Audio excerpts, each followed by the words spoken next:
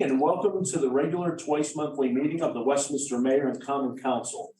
Please note that our meetings are available and streamed live on the city's YouTube page, as well as the Community Media Center channel and website.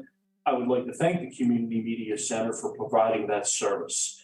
As a courtesy to everyone, please take a moment and silence your cell phones or any other electronic devices that might ring or beep during the meeting. Thank you.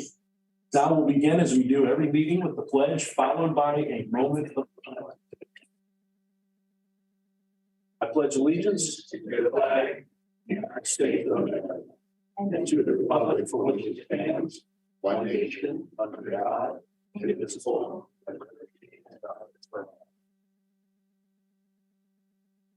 Thank you.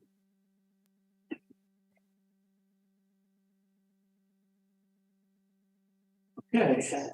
Copies of tonight's agenda and the entire information packet that the council will be using are available online on the city's website.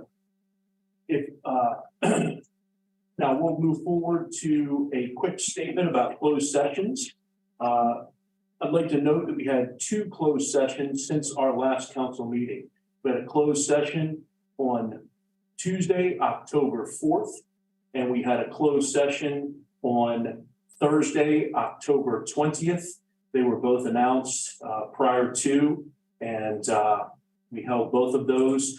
On the closed session on October 4th, the council took no action related to that meeting. And on the closed session of October 20th, the council took an official action during that meeting. All right. Moving forward, we have 2 presentations this evening. Nope, just a statement. Just making the statement that we had those meetings.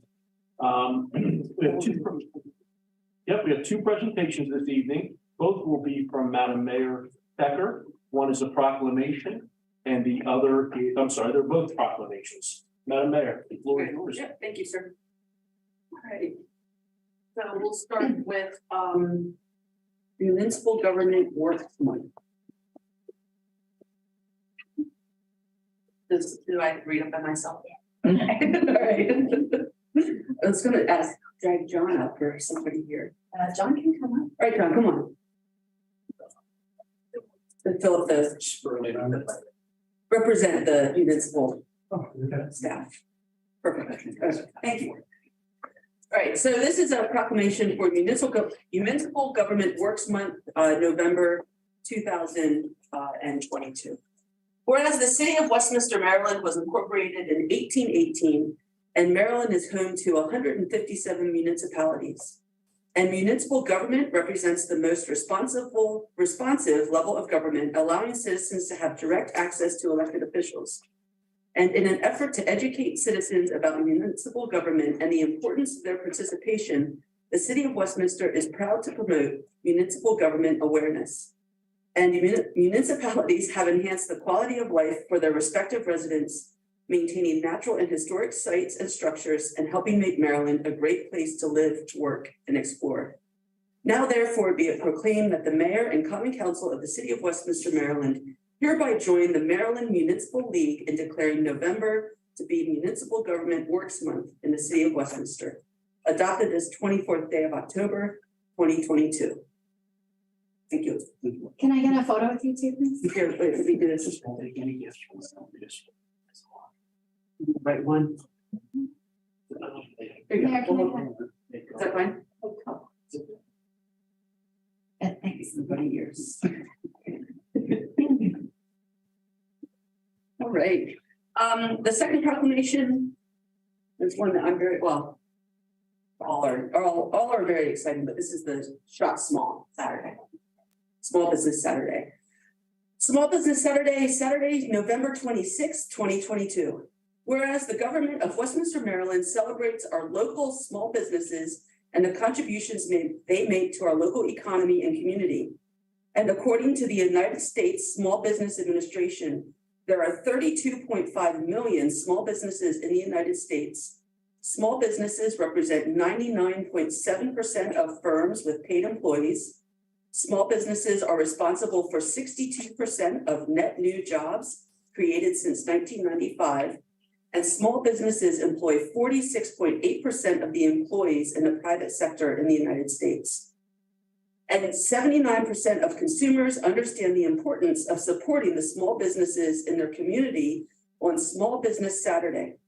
70% report that the day makes them want to encourage others to shop small, independently owned retailers, and 66% report that the day makes them want to shop small all year long. And 58% of shoppers reported that they shopped online with a small business, and 54% reported they dined or ordered takeout from a small restaurant, bar, or cafe on Small Business Saturday in 2021. And the city of Westminster, Maryland supports our local businesses that create jobs, boost our local economy, and preserve our communities.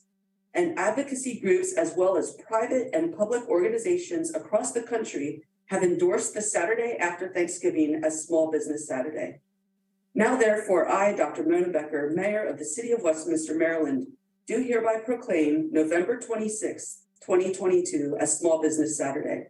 And I urge the residents of our community and communities across the country to support small businesses and merchants on Small Business Saturday and throughout the year. Thank you.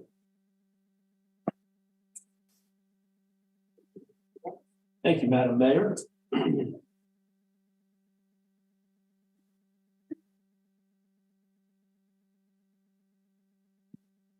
Okay, thank you, Ms. Carpenter.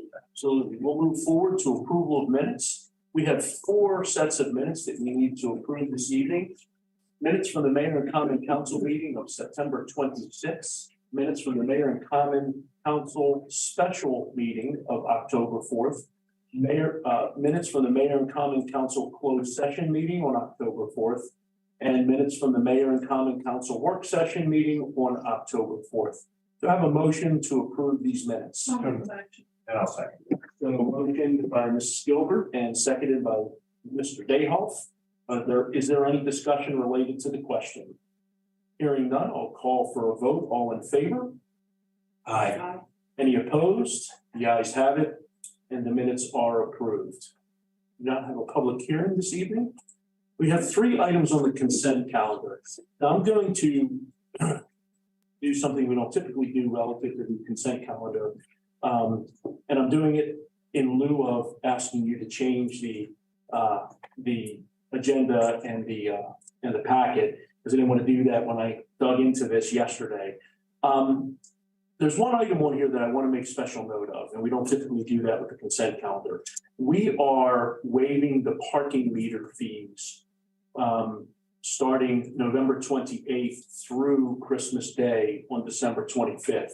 And I just want to make special note of that because, I think it's something, good for the city to do. We hope that it will benefit our downtown businesses in doing it. I believe this is maybe our 2nd or 3rd year doing it. We've done it for a few years now. Our second year. Yes. So it's our 2nd year doing it. It seemed to be very successful and appreciated last year.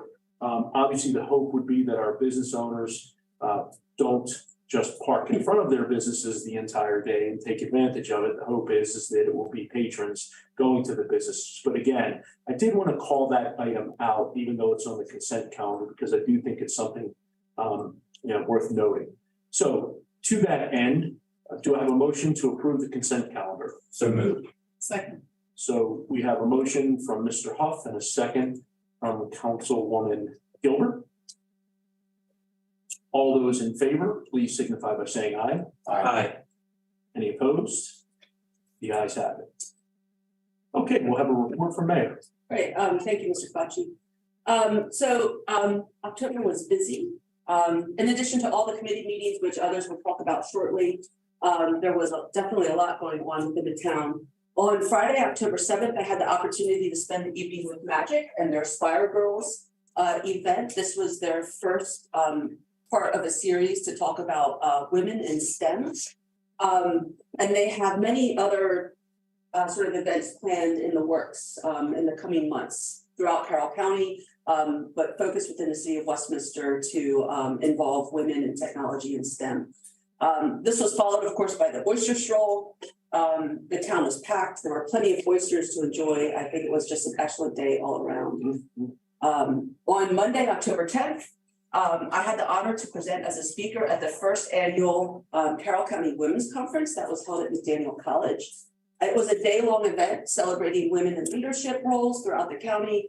It was a really fantastic event. There were about 210 attendees.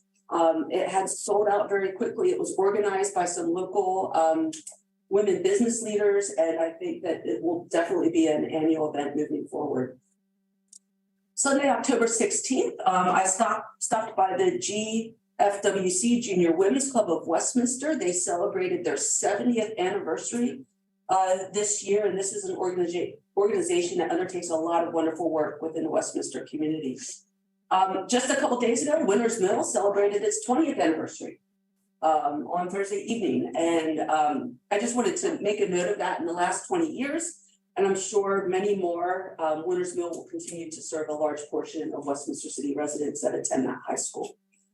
You may have noticed this week that McDaniel announced their strategic plan. There was an article in the paper. A large part of their 5-year plan is a focus on community engagement and working with the city.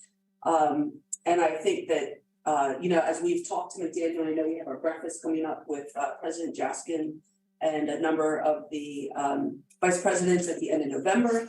I think looking forward to working together over the next couple of years is a great thing. I'd like to remind everyone we have a gubernatorial election coming up November 8th. While there are no municipal seats will be elected, please do turn out to the polls and vote. This is county commissioner, school board, Senate, Congress, and governor. I would like to congratulate my colleague, Mayor Stacy Lake of Sykesville, for being named one of Baltimore Sun's 25 Women to Watch for 2022. That was in the news this week, if anyone noticed that as well. She's been doing some great things in Sykesville. And then finally, 2 fun announcements at the end. If you haven't heard, I will be competing head-to-head against Bernie Vogel of Genie Birds to raise money for the Boys and Girls Club. You can visit polardunktank.org to donate money to either myself or Bernie. The winner remains dry.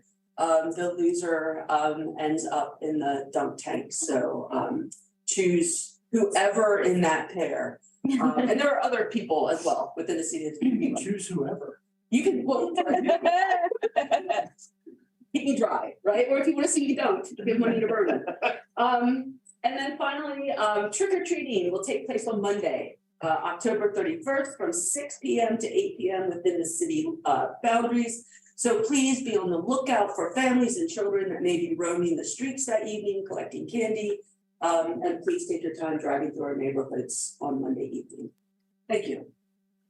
Thank you, Madam Mayor. Now we'll go on to reports from standing committees. We'll start off with the Arts Council and Councilman Dayhoff. Thank you, Mr. President. Lots of exciting programming at the Arts Council. I'd like to call everyone's attention to the African American film series, which is attracting attention throughout the Mid-Atlantic region. We're attracting a lot of folks from a lot of different zip codes, and it's been extremely well received. Lots of exciting programs. Check the website for more information. Thank you, Mr. President. Thank you. Next up would be Economic and Community Development. Mr. Hoff. Mr. President, I'll just note that we have our next committee meeting this Thursday, the 27th at 3:30 p.m. at the administration building. Thank you. Next is Finance Committee. Councilman Pecoraro is not available. Councilman Hoff, I believe you're the vice. Is there anything you want to? Not that I can think of off the top of my head. Catching you off guard. Yes. Well done. Sorry. Personnel Committee, Councilwoman Geller. I have nothing to report. In Public Safety, I have a handful of items here. On September 28th, the Police Department hosted their monthly virtual community focus group meeting, and the Community Outreach Unit presented their current initiatives to the group. On October 2nd, several police department members attended the annual Blue Mass at St. John's Catholic Church, and Councilman Dayhoff sent some nice pictures along of that event. It looked very nice. Thank you. And it was for both police officers and first responders. Chief Ledwell was one of the keynote speakers during that event. On the 28th of October, the police department detectives made 4 arrests related to a shooting incident that occurred on October 13th. There was a media release that went out related to that. Once again, and we've done this now a number of times over the past couple of years, but I think it's worth doing every time. I just want to offer our heartfelt, and I know I speak for everyone sitting at this table, it is so fantastic that an incident like this occurs. All of our hearts sink. We're sick over it immediately. And then you guys just step up and do everything that we would hope that you would do, not only identifying who they are, figuring out where they're at, making sure that they're brought to justice as best as you can. Of course, you're not judge and jury, but I just want to make sure that you please pass along to the entire crew our gratitude and appreciation. Once again, it's almost like we just, I don't want to say we've come to expect it, but you guys just do an amazing job. And this is just another example. And I just want to say thank you. And I know I speak for everyone here, how much we appreciate that. And let's hope the courts now do their job. On October 20th, parking enforcement officer Leone earned the civilian employee of the year for the 3rd quarter. And Detective Kent earned the police officer, I said of the year, I apologize, earned the civilian employee of the 3rd quarter award. And Detective Kent earned the police officer for the 3rd quarter award also. Lastly, on the 21st, the police department hired Maryland certified police officer Acosta, who will start with the Westminster Police Department on November 8th. All good stuff.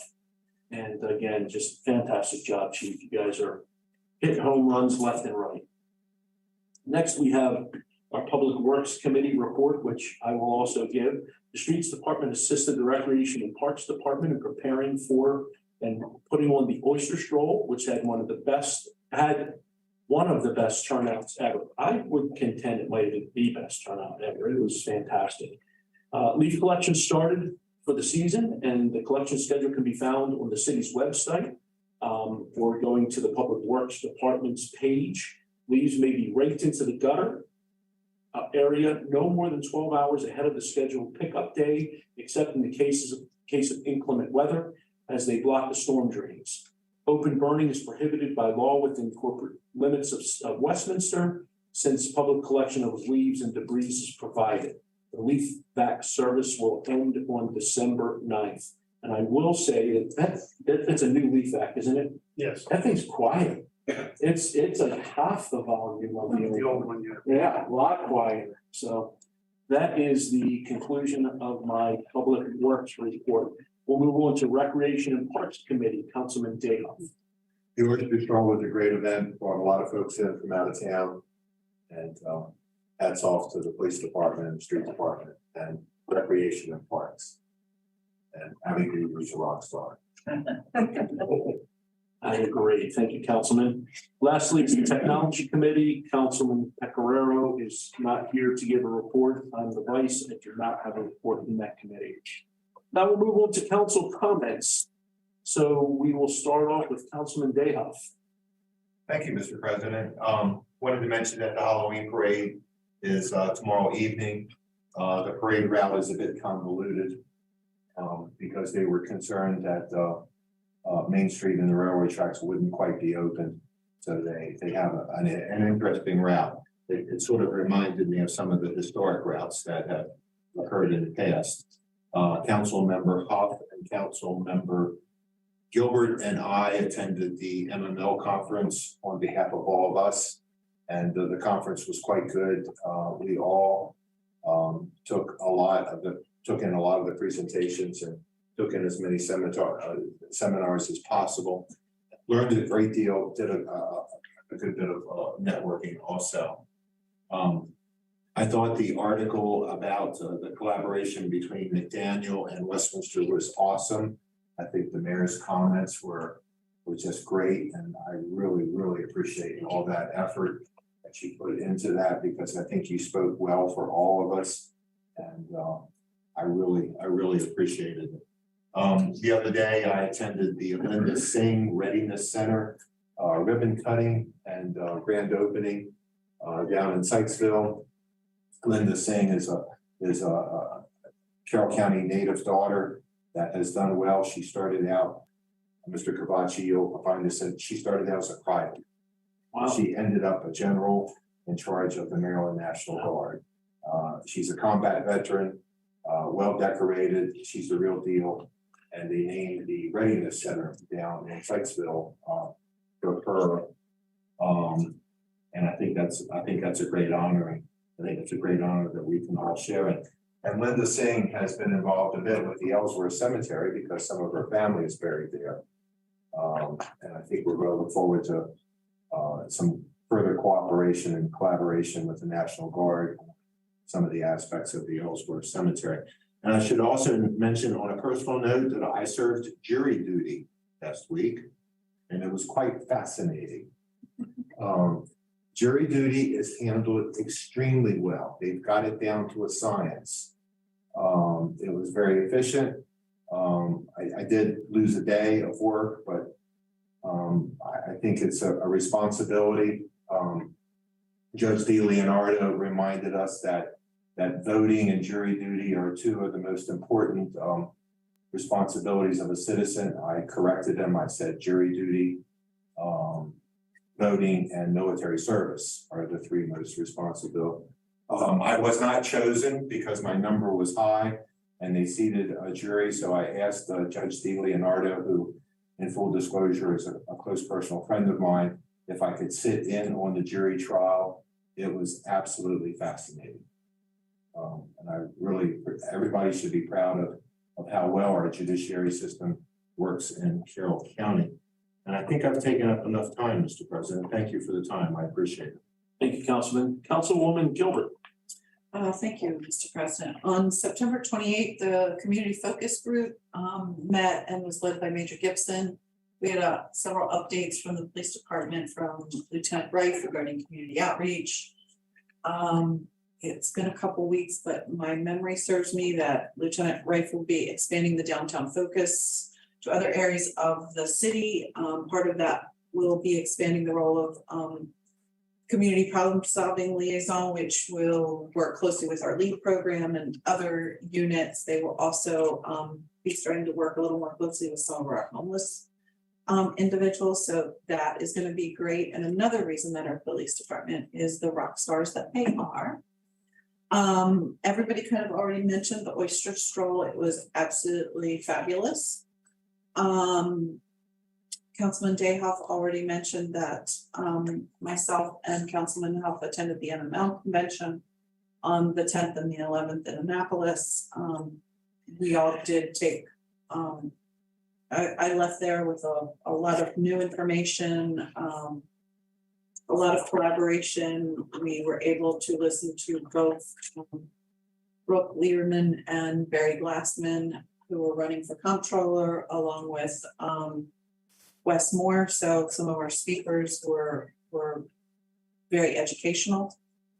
The September 29th, I attended the unveiling of McDaniel's 58-acre environmental center. That was also, it was great to walk around that, see the hands-on educational learning that our students are getting locally here. And what that will turn into as the future continues to grow that area. October 29th, Ignite, sponsored by the Carroll Technology and Innovation Council, had several speakers. I was one of them. Ignite is where you have 5 minutes and you talk about something passionate that you want to talk about. There was a lot of great topics, a lot of community ideas involved in Ignite. It's great to see all the passion that many of our workers and our leaders of nonprofits have in this community. So that was great. I left there a little bit early because Carroll County Food Sunday celebrated their 40th anniversary that same evening. So congratulations to them. Another nonprofit that Carroll County has that reaches out to less fortunate individuals, and we just partner again with so many other organizations to help anybody in our community. So definitely was an evening of outreach, love and compassion. So that is all I have. Thank you, Councilwoman. Councilman Puff. The only thing I will add, because everyone's touched on a lot of things already, is I just got to commend staff. We do, as a city, we do just awesome events for a city of our size. And I know that involves, multi departments, but I'm continually impressed, and the people that I have up from other areas are just blown away by, wow, this event is at Westminster? I'm like, yes, we know how to do events.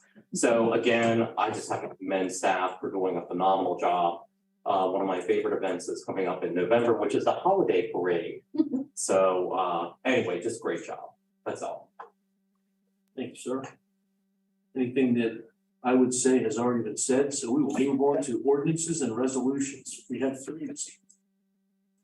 First one is adoption of ordinance 944, amending chapter 7, board and commissions of the code of the city of Westminster to repeal article 4, Westminster Fiber Commission, city administrator impulse. Thank you, sir. The mayor and common council created the fiber commission to provide oversight of the city's fiber project. The mayor and common council have since determined that this oversight is no longer needed. At the request of Mayor Becker and Council President Pecoraro, Ordinance 944 has been drafted for introduction to amend Chapter 7, Boards and Commissions of the Code of the City of Westminster and repeal Article 9, Westminster Fiber Commission. Thank you. I believe, didn't we already introduce this, and this is for adoption this evening, though? It is. Okay. So just wanted to make sure. Thank you. So let's go ahead and get the question on the floor, and then we'll have discussion if necessary. Can I have a motion for the adoption of ordinance 944? So moved. Mr. Hub, motioned, and Mrs. Gilbert seconded. Questions on the floor. Is there any discussion related to the question? Mr. President. Yes, Mr. Hub. I just wanted to know, because I ended up serving on this commission as a representative of the council. And I just want to take a moment to just really thank, because we had several people that were serving on that from the community, and they put in their time and effort. And I know we kind of ended up going with a different direction here, but I just want to note their time and effort and just, offer my gratitude or our gratitude for, their time and effort they put into that, even though we ended up going in a different direction with this. So that's all, Mr. President. Thank you very much, Councilman. Any other comments or discussion related to the question? Mr. President. Yes, Councilman. So I'm assuming that, pardon me, I'm assuming that the technology committee will pick up some of these issues. It's not like we're abandoning committee efforts with the fiber technology. We'll assume a lot of that. I believe that's probably accurate. Yeah. Without getting too much into the weeds, part of the reason I believe we felt like we needed to form the committee and bring in some of the participation that Councilman Huff is alluding to was prior to our city administrator that we currently have being on board. So we weren't really sure how things were going to play out and where we would head, but it became obvious once Ms. Imholz got into the driver's seat and started taking control of the wheel. It became kind of obvious to us that we really didn't need this commission because she had, a great handle on things, and it wasn't something that we really needed as an oversight tool that we thought we might need. Mm-hmm. So I think in reality, we're, doing a little housekeeping because we're realizing she's able to, to do what we need representing the council in the way that we do. So yeah, I think to answer your question, the technology committee certainly will have some oversight and responsibility related to it. Okay. Thank you. Does that help answer Yes, the sir. question? Yes, sir. Any other comments or discussion? If not, I'll go ahead and call the question. All those in favor of adoption of ordinance 944, please signify by saying aye. Aye. Any opposed? The ayes have it, and 944 is adopted. Moving on, introduction of ordinance 945, amending chapter 16, ethics of the city code of Westminster to incorporate changes required by state law with respect to conflict of interest and financial disclosure provisions. Back to you, Mrs. Imhoff. Thank you, Ms. sir. Imhoff, I'm sorry. Thank you, sir. As you may recall, local governments are required by state law to adopt ethics laws that include conflict of interest and financial disclosure provisions for local elected officials that are equivalent to the state's. The Maryland General Assembly enacted legislation during its 2021 session that made various modifications to the state ethics law regarding conflicts of interest and financial disclosures for state elected officials. Accordingly, local governments must incorporate these changes into their ethics ordinances. Ordinance 945 has been drafted for introduction to amend Chapter 16 Ethics Code to incorporate changes required by state law with respects to conflict of interest and financial disclosure provisions. Thank you. Let's go ahead and get the question on the floor and then we can have some discussion. I'd like to have a motion to introduce 945. Make a motion to introduce. Councilwoman Gilbert has motioned I'll second. and Councilman Huff has seconded. Okay, now that it's on the floor, is there any discussion related to introduction of 945? I will make one comment that it's important, I think, if no one else has discussion. This really pertains to a relatively, I believe, a narrow adjustment related to disclosure of gifts related to lobbying groups, particularly the MML and MACO, is really what I think they are trying to address here. And I just want to make it clear that there isn't some big gaping hole in our ethics ordinance that we're trying to clean up or make major changes like we did a number of years ago where we went through a couple gyrations. This is a pretty small item, basically just making sure we fall in line with what the state also is, doing and requiring. Any other comments or discussion before we call the question? Okay, all in favor of introduction of 945, please signify by saying aye. Aye. Any opposed? The motion is passed and 945 has been introduced. Next, moving on, introduction of ordinance number 946, amending chapter 36 procurement and contracts of the code of the city of Westminster to provide that the mayor and common council may waive various requirements relating to competitive procurements for good cause. Director of Finance, Rogers. Thank you, Mr. Favaci. Chapter 36 of the city code requires purchases over $25,000 to be awarded through a competitive bid process with some exceptions. There are times, however, when based upon research by city staff, it is believed that the bid process will not yield the lowest price. That is, where the city is aware of a state, county, or municipal contract for an item, but is able to procure the item cheaper through dealing directly with the vendor.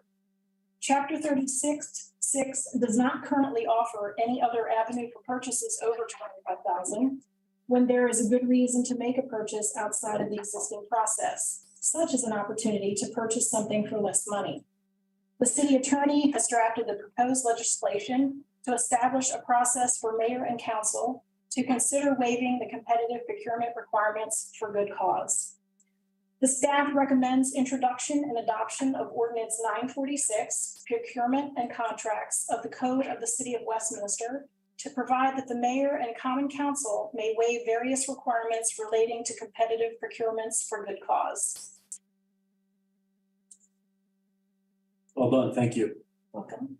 Okay, let's get the question on the floor. May I have a motion to introduce 946? So moved. Councilman Dayhoff with the motion, Councilman Huff with the second. Questions on the floor. Are there any comments or discussion related to the question? Mr. President, I'll just add, we did have a finance committee meeting about this, and the main gist of this is really just giving us some additional flexibility to, quite frankly, be able to save money. So that is the major gist of this, and that's the overarching point. I don't know if Ms. Imhoff has any additional comments about the details or anything. I can provide Are you, additional information if you'd like. Are you now handing the floor over? No, sorry. Yeah, I'm sorry. Ms. Imhoff, would you like to speak on this question? I can provide examples or additional information, but if council doesn't have any questions, then I'm. Well, let's see if anybody else has any questions or comments about it. Hearing none, I don't think that will be necessary. I think we can move on with calling the question. All those in favor of introducing ordinance 946, please signify by saying aye. Aye. Any opposed? The ayes have it, and introduction of 946. Yes, 946 is approved. Bids, we have one bid this evening. It's the awarding of a contract for the ADA curb ramp replacement and sidewalk replacement at East Green Street Bridge. Department of Public Works Deputy Director Dick. Thank you. The current capital project funds, including funds for the ADA ramps and sidewalk replacement at East Green Street Bridge. The project was advertised on September 12, 2022, EMA, with a pre-bid meeting and pre-bid due dates of September 20th, 2022 and September 30th, 2022, respectively. Three bids were received, with the lowest being from INL Construction LLC. This was a combined bid for two projects because of the type of work. Bid projects are concrete work and would be done by the same type of firm. Combined jobs lead to better pricing because of lower mobilization costs and higher quantity of work. So there's a summary of the five bids. NIL Construction LLC, ADA ramps, $67,460 even. East Green Street sidewalk, $79,164 even. And they had another category for $14,662.40 for a total price of $161,286.40. SMS had an ADA curb ramp bid of $130,446.40. An East Green sidewalk bid of $83,326 even, for a total price of $214,572.40. EMP Construction had ADA curb ramp bid of $134,495 even, and an East Green sidewalk bid price of $83,571.50, for a total of $218,066.50. The other category for the NIL Construction was pricing for bonds, the way that they submitted their bid pricing. City staff has reviewed and evaluated references in the proposal for INL Construction in the total amount of $161,286.40 and finds it to be acceptable with regards to the city needs. The FY 2023 budget for this project had a combined budget of $191,000 even, consisting of the curb ramps at $115,000 even, and the sidewalk at East Green Street for $76,000. Staff recommends that the mayor and common council accept the bid of INL Construction LLC of Ox Hill, Maryland, in the amount of $161,286.40. Mr. President, Yes. I just want to clarify, I think I may have misheard, but we did not receive 5 bids. We received 3 bids. So I just want to clarify for the record. Thought you were hiding 2 of them from us.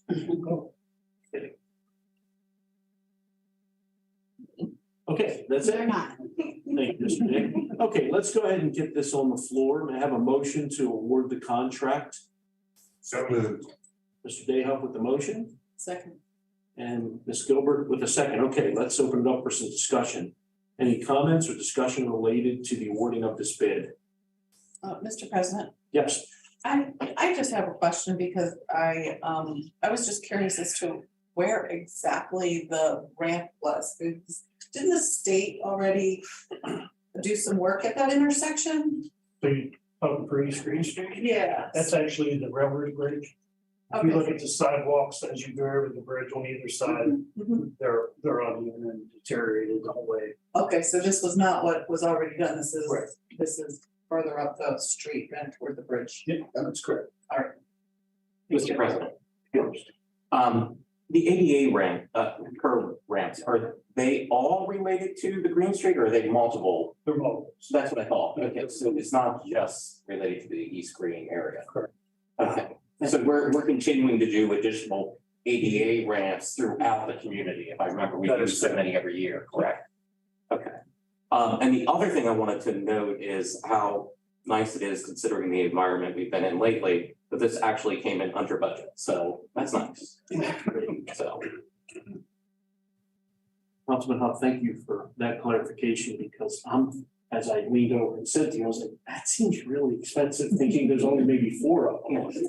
Okay, great. That would be very. It's a wonderful. Okay, I'm glad you cleared that up. Any other comments or discussion related to this bid?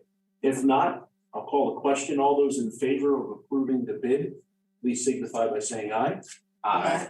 Any opposed? The ayes have it. The bid is approved. You have your money to move forward. Thank you. Okay, let's see. Unfinished business. I don't believe there's any unfinished business that I'm aware of. Is there any unfinished business that I'm missing? No. Thank you. We'll move on to new business. There are 2 items of new business. Approval of building concepts, change order number 1, Director of Recreations Group. Thank you, Councilman Kavachi.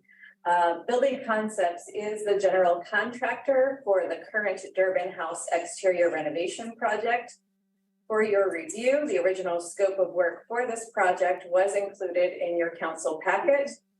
The total for that current contract price is $311,500. As we began preliminary work on the exterior renovation project, a major wood destroying insect infestation was identified. And this prompted questions about the overall structural integrity of the Durbin House. To avoid investing in exterior repairs before assuring the house was structurally sound, an independent assessment was performed by structural engineer Dan Matonic of Matonic and Associates on September 16th, 2022. During the site visit, it was found that the structure is in relatively good condition considering its age. It was also found that the presence of the wood destroying insect damage was contained to the exterior and affected only the windowsills, frames, sashes, front porch, and side porch, as well as the main structural beam and adjacent timber framing, which was already identified as needing to be replaced in the original scope of work. Although damage from wood destroying insects was not jeopardizing the structure's integrity, other conditions were identified during Mr. Matonic's site visit that necessitate action. Those items are as follows. Knee braces precariously supported and the absence of collar ties in the attic. A damaged chimney located at the southern end of the house, and this is underneath the roof. This is not chimney that is exposed over the rooftop. A bulge in the southern wall stonework at the first floor level. Adverse movements encountered on the first floor at the southern and northern gable ends, and an absence of the front and side porch additions, which sadly we lost due to the wood destroying insect infestation. The Matonic and Associates field report was shared with Building Concepts. The contractor agreed that these items were critical path issues and should be addressed before other non-structural improvements are accomplished. A meeting to discuss a project rescope was held on October 4th. Deputy Director Dick, myself, and the owner of Building Concepts discussed a plan of action to move prudently and productively forward. The result of that plan is the change order you have before you this evening in the amount of $24,655. The change order includes the following work: roof rafter reinforcing for $9,680, a rebuild of the south chimney for $3,200, first floor framing at the southern and northern gable ends for $27,200, stair demolition for what is still left after the side porch came down, $27,800, replication of the front porch for $80,250. I know what you're thinking, this math isn't working because that is a total of $148,130. However, we have requested credits for 2 items. One credit is for front porch restoration. We're not restoring the porch, we have to rebuild it.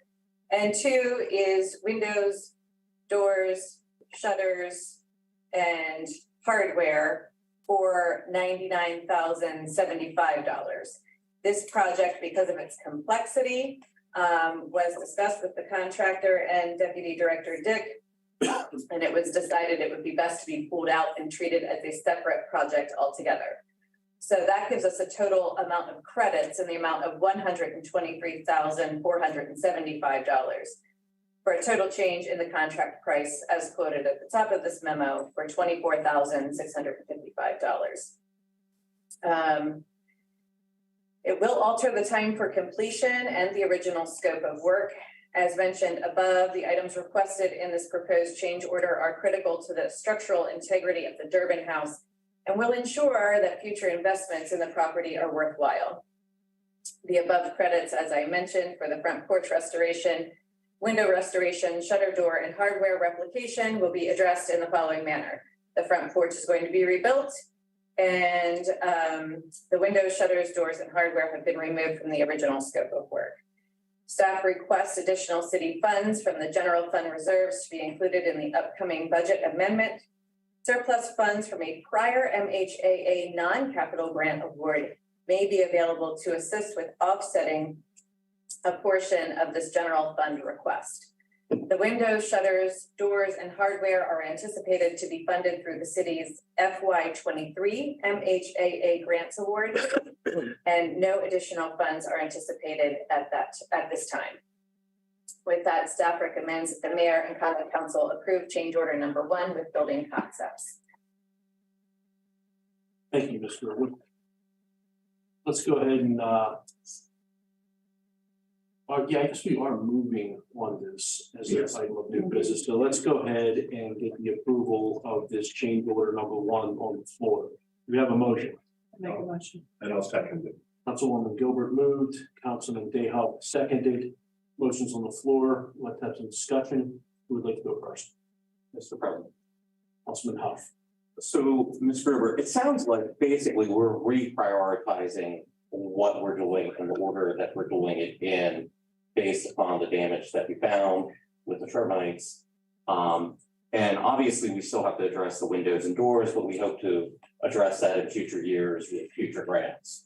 So this is, you know, because we're adding a bunch of stuff, but we're taking some stuff out. Now the one for 24,400 is in essence not something that we have to do because we have a bigger item that's replacing that, the whole rebuilding of the porch instead of just the rehab of the porch.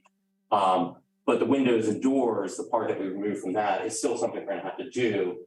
It's just down the road and reprioritizing what we're doing. That's simply what this is about. Yes. And I understand the desire that we secure the structure before we start, you know, replacing windows and doors. So I just wanted to make sure I'm clearly understanding everything I read here. You did a great job of outlining everything. So thank you. That's it. That's all. Anyone else have any questions or comments? No?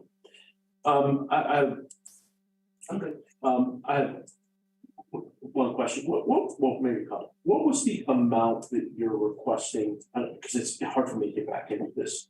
That is coming out of the general fund for the additional amount.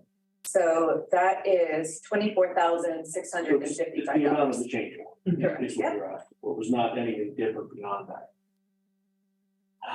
Councilmember Kovaci, to clarify, of that 24,000, an unknown piece, we think will be able to be offset by an existing grant that we didn't use the entire amount of.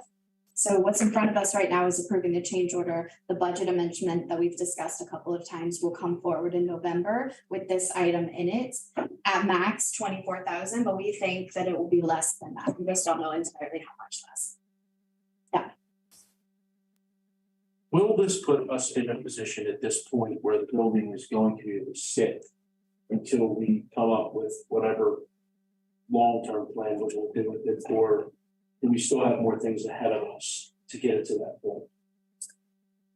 We will need to address the windows and doors. We do have funding currently available to us through an FY 23 MHAA capital grant, of which I am working now on rescoping that project and submitting the appropriate paperwork to the state to do so. And that should get us mostly to where we can say, okay, now the building can sit safely for some period of time until we figure out exactly what we're gonna do with it and where that money's gonna come from and so forth and so on. That is correct. And so that should be it after that. That is correct. Thank you very much. Okay, let's go ahead and if there's no other comments or discussion, we'll move to approve the change order number 1. All those in favor of approving the change order, please signify by saying aye. Aye. Aye. Any opposed? The ayes have it. The change order is approved. The next item of new business is a vote to go into closed session. Councilman Dayhoff. Thank you, Mr. President. I'd like to make a motion that we, that the Common Council adjourn into a closed meeting at the conclusion of the Mayor and Common Council meeting of Monday, October the 24th, 2022, in accordance with the general provisions article of the Annotated Code of Maryland, section 3-305(b)(3), to consider the acquisition of real property for a public purpose and matters directly related thereto, and B7, to consult with counsel to obtain legal advice. Thank you, Mr. Dayhoff. Do we have a second? Second. All those in favor moving to go into closed session at the conclusion of this meeting, please signify by saying aye. Aye. Any opposed? The ayes have it. We will move into a closed session at the conclusion of the meeting. We'll move on to departmental reports. Symbols. Thank you, Mr. President. I want to thank the mayor and council for waiving the parking permit requirements. As you recall, that is something the mayor brought forward last year. The council, as you mentioned, Mr. President, the council was concerned last year about businesses perhaps parking in front. And so as you have adopted tonight, there will be a limit of 3 hours at a time. Good. Forgot about that. Yeah, as we've done last year, we hang what looks like a clipboard on the meters that will go out the week of Thanksgiving, because this starts the day after Thanksgiving and will be out until December 25th. So I know that was a big hit last year, and I want to thank the mayor for her initiative last year and the mayor and council for supporting that this year. I'm very happy to report that you may have noticed the lights on Main Street are going up on the trees. So we're getting there. It's going to be twinkly in the very near future. And while I'm on the topic of Main Street, I've been told that the railroad project, which is currently closing down the intersection of Main and 27, will be complete by midnight tonight. I've been working 24/7 on that thing. I hear them all hours of the night. They certainly have. That was a big collaboration to get that project decreased from a 10-day project to a 4-day project. Now that we've been in the middle of it, I think we're all fairly grateful that we are at 4 days instead of 10. That you scared them into 4 days instead of 10. We like to call that leadership on our side.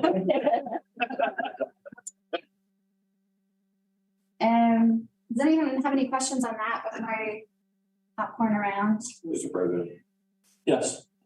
but there were no problems with parking last year, as I recall, as far as the parking holiday. Because we did it a number of years ago, and it was mayhem. Right, I But remember that. it was mayhem. But last year it was seamless. I heard nothing but good reports. I think it was as well. So glad to hear you say that. Hats off to the mayor.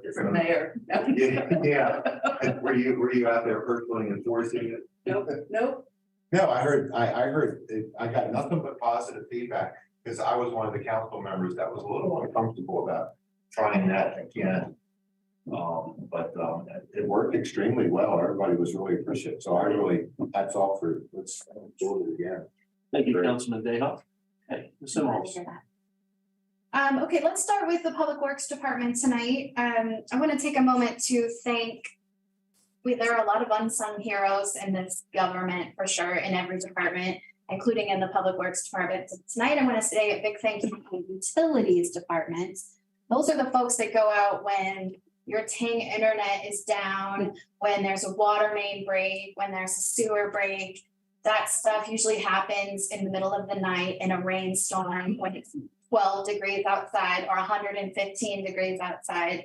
Always in the dark, and they're always in the mud or worse. And I just want to take a moment to thank those staff members who always come in when called and fix it so that the rest of us can have the ubiquitous things we think of, water running, and being able to flush your toilet with no issue. So thank you to the Utilities Department. Thank you, Director Nick, for your leadership on that.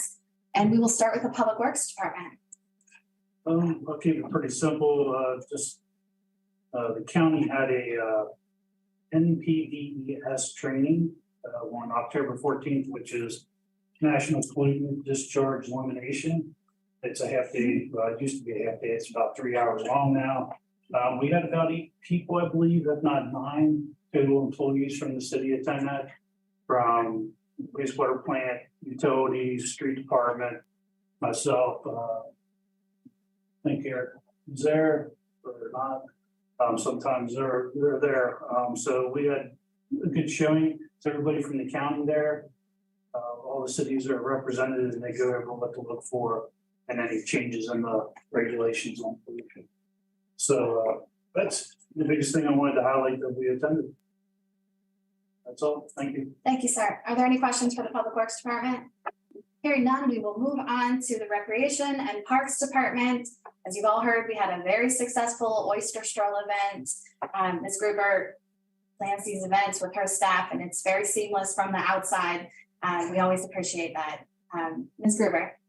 Yes, we also had a very successful day this past Saturday on Main Street for our 1 mile spooky sprint and Spooky Saturday or downtown Halloween party, depending on which social media post you saw.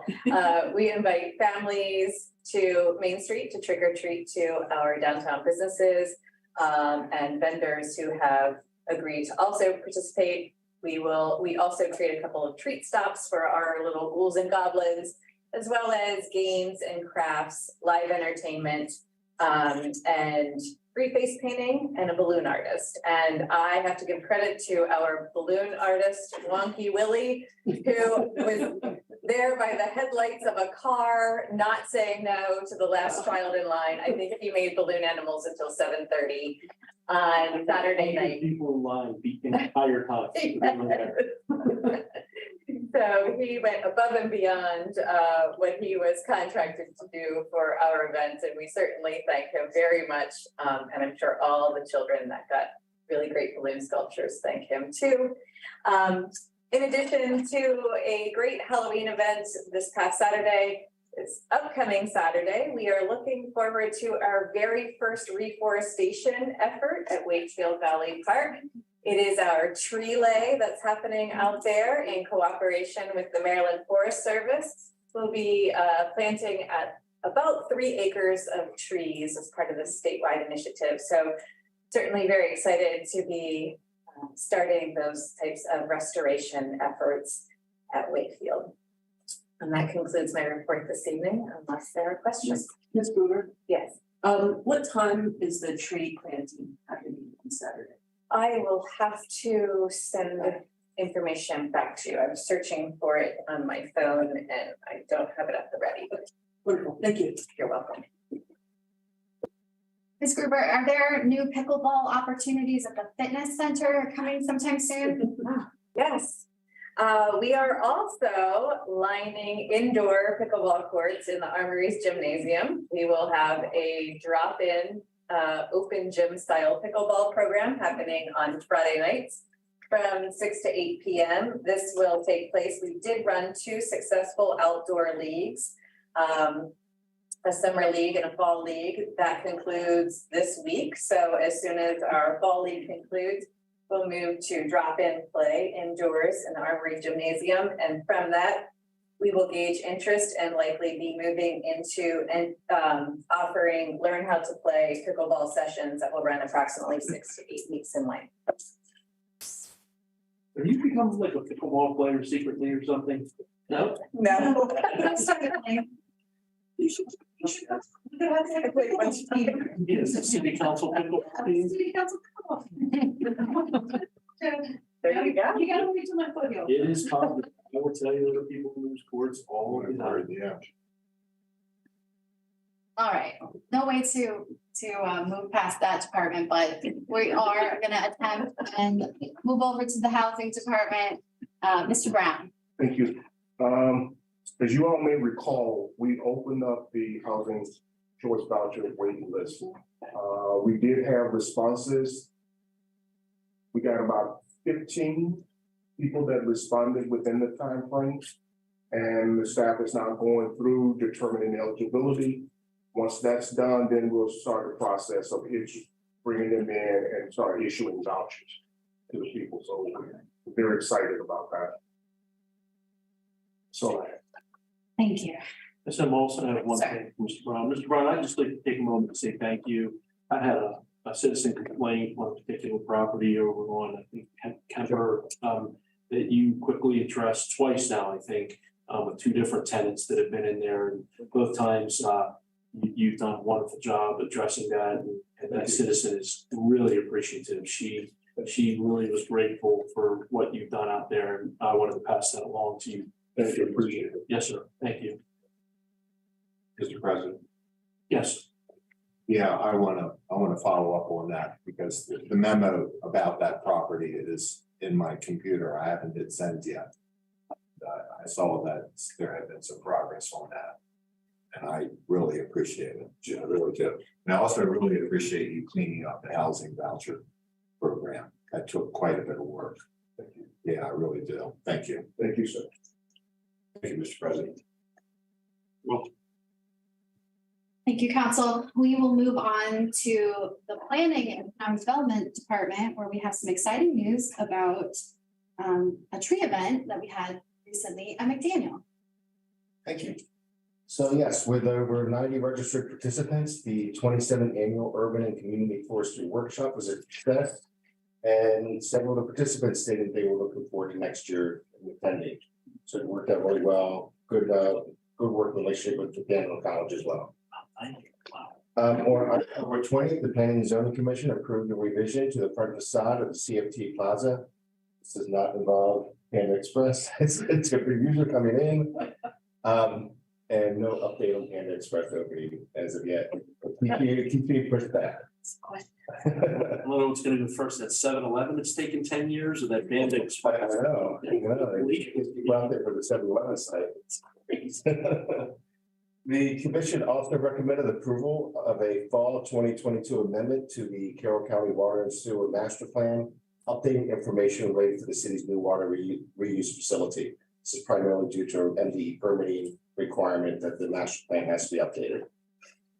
On November 1st, the Board of Zoning Appeals is scheduled to hear case 2210, requesting a contractor's equipment and storage yard special exception use, along with the variance from the 300 feet setback from a lot in a residential zone at the undeveloped property located southwest of the Magna Way Old Bachman's Valley Road intersection.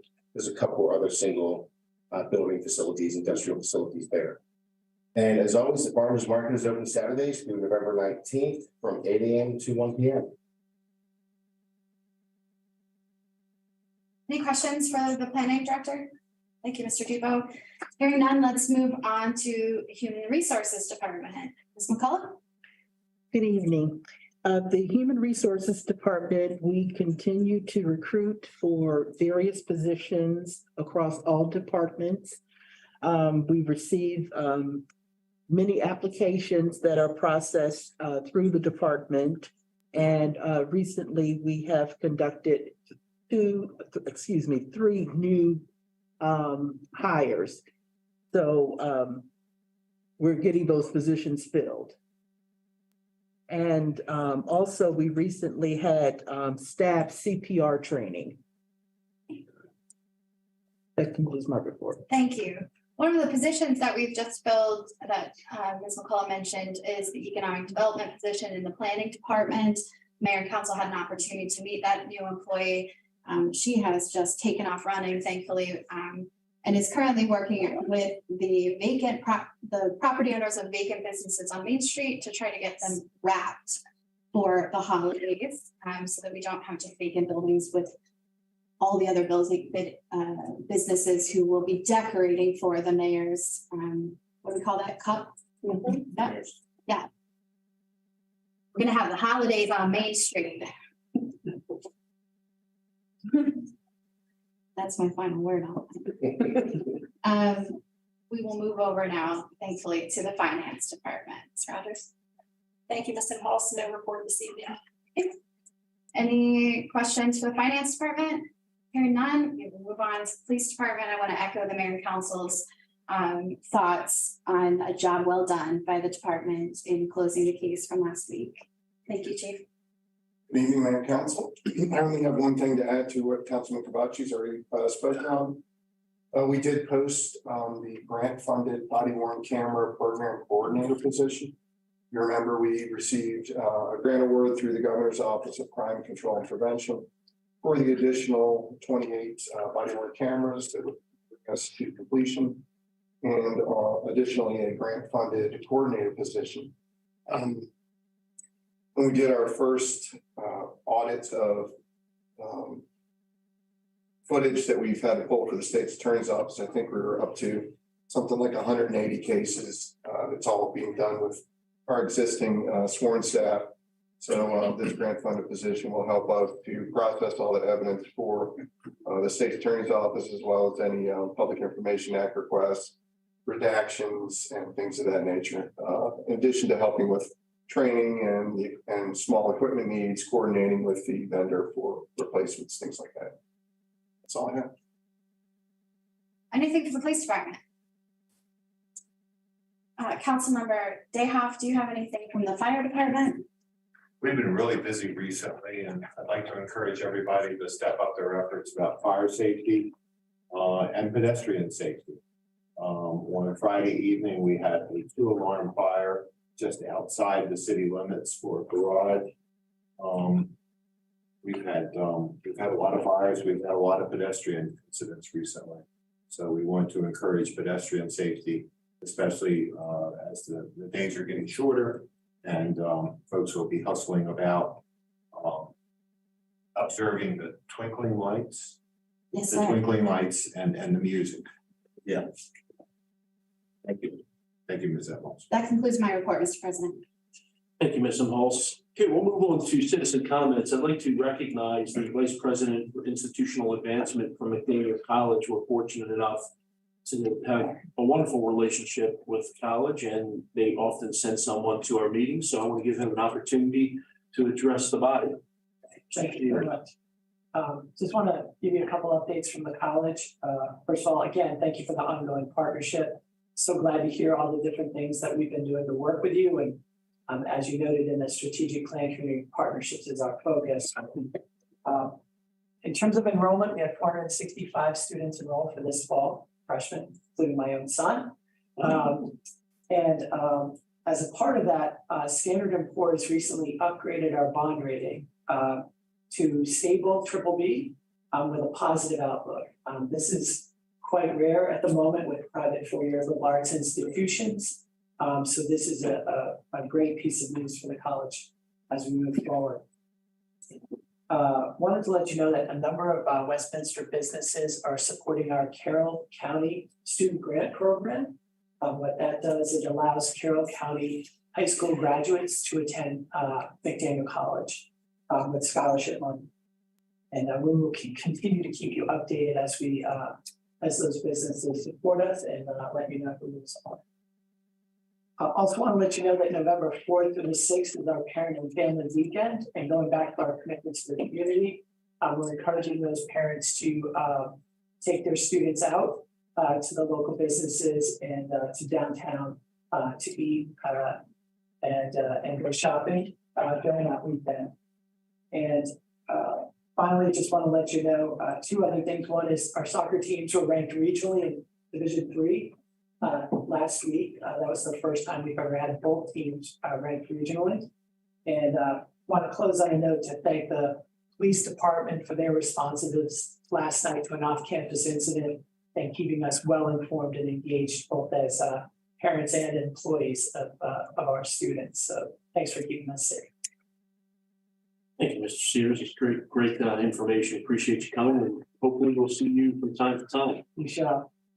Okay, the final item is citizen comments, when we invite the public to address the mayor and council on any issues that pertain to tonight's agenda or any other city issues.